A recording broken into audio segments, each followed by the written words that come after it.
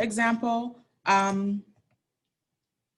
we can see here, so someone brought this up early and I'm glad they did. Homeostasis is bringing about changes in opposite directions, okay? So if we raise body temperature, the change is going to be to decrease it and vice versa. And that's what helps to maintain certain internal environments, or what we call dynamic constancy. So dynamic constancy is not that we keep something stable or the same, but that we always strive to keep it the same. So there's not some sort of mechanism that keeps body temperature at 37. It's not very rigid or very fixed, but rather it's just detecting if body temperature has increased or dropped and then making the relative changes to get it back to where it needs to be, okay? That's a very small concept, or very kind of small part of the definition to understand, is that we don't try to keep any of these variables fixed or rigid or force them to stay the same, but we just detect if they're changing and then bring about the corrective mechanisms as a response. All right, and then lastly here on this slide, we have some of the other examples. We mentioned this earlier. We've got blood glucose levels, we've got blood pH, we talked about body temperature, we talked about blood pressure, blood sugar, and so on. Okay. And then positive feedback, I kind of touched on this earlier. This is an end process that helps to perpetuate or augment a certain process. This action is going in the opposite of a negative feedback, and it's going to amplify the said change. There are very few and rare examples in the body of positive feedback. It is not as common a mechanism as negative feedback is, because it's actually going to take us further away from our set point. But there are certain times, certain examples in our physiology where that is actually a desirable or a desired result. So an example is going to be a blood vessel that's damaged. We'll talk about this when we look at blood clotting in a few units down. But this is a process that helps to begin forming a clot if we have an injury to a vessel. So let's say you cut yourself, a small paper cut, it starts to bleed. The mechanism that helps to correct that bleeding and helps to form a clot initially is one of positive feedback, but that eventually ends in a negative feedback cycle. So positive feedback is the process of bringing more clotting factors to the site in order to help to lay down that initial clot. And then when we have secured a clot, or what we call a plug, to help stop the bleeding, then that cycle ends in a negative feedback. So positive feedback are not indefinite. They last for a short period of time, and then they ultimately end in a negative feedback event, okay? Another example that we'll talk about in the reproductive unit is the strength of uterine contraction. So during childbirth, we need to potentiate or augment the strength of uterine contractions. And so there's an initial period during labor where there's a positive feedback cycle that stimulates more hormones to create stronger contractions. Stronger contractions release more hormones that create even stronger contractions. And that's what we mean by this positive feedback event that is for a specific purpose, for a specific time, and then after labor, that will end with a negative feedback to close that cycle.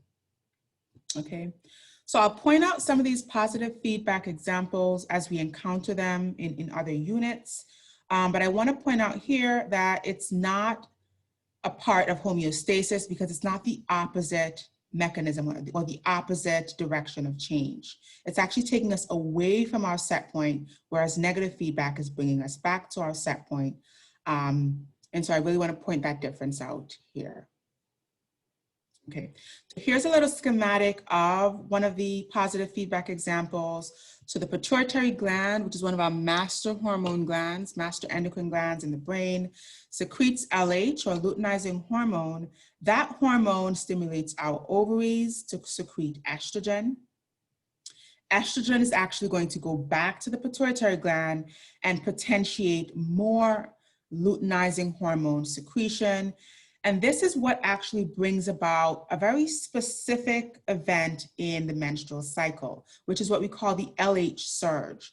So during the middle of the menstrual cycle, there's a period where we need luteinizing hormone to be at a very high level. And so we elicit this positive feedback cycle so that estrogen begets more LH, LH creates more estrogen, and this happens over and over until we get luteinizing hormone at a very peak, and then that ends in a negative feedback. So for very short periods of time, in very specific rare examples in the body, do we see positive feedback happening? Okay.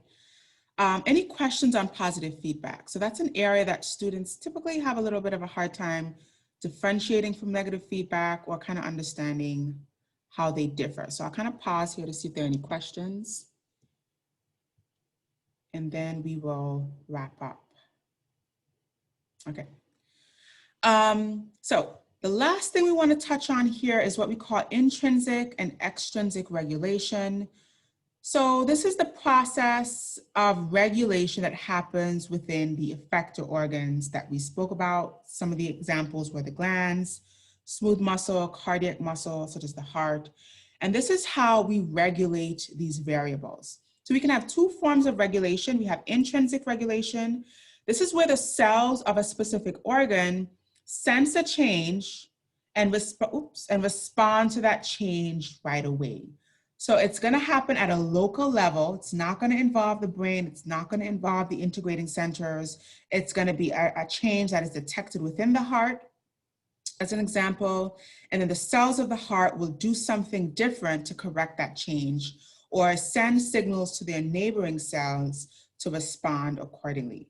So it's happening locally, and hence we use the term intrinsic regulation.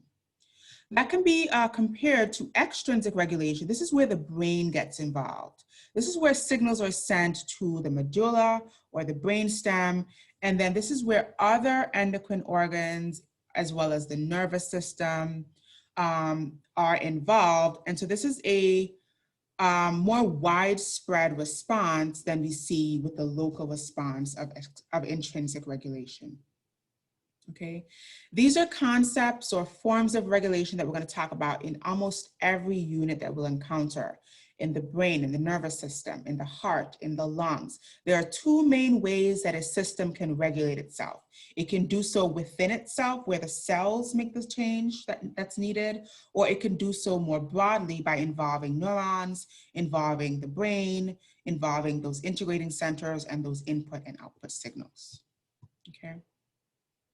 So this is something that's really important to kind of hang on to and remember as we go through our different body systems.